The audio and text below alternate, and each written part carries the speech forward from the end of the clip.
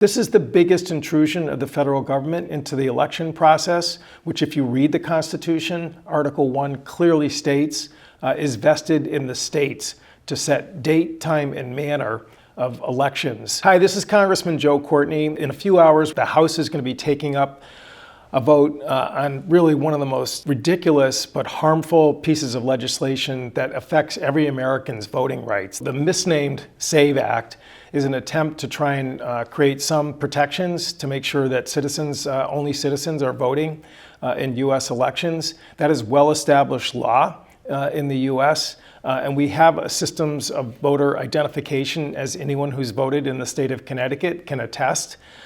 This bill would, again, limit what types of identification would be accepted by the government at the local level in terms of verifying citizenship. So a real ID driver's license, which again is an enhanced identification document in the state of Connecticut, would not be accepted as proof of citizenship.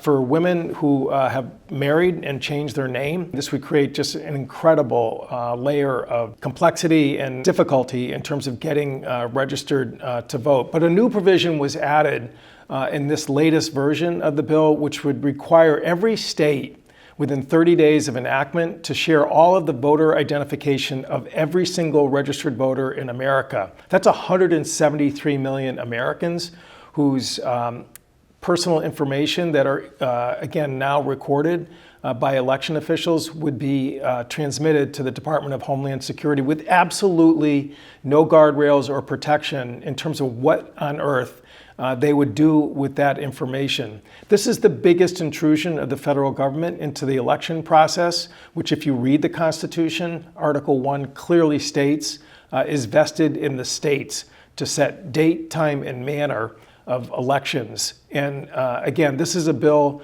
which is part of the president's agenda to nationalize elections, which again is completely outside of the rules and norms of the U.S. Constitution. I will be voting no, and I wanted to explain to you the reasons why. If you have any questions, please contact my office.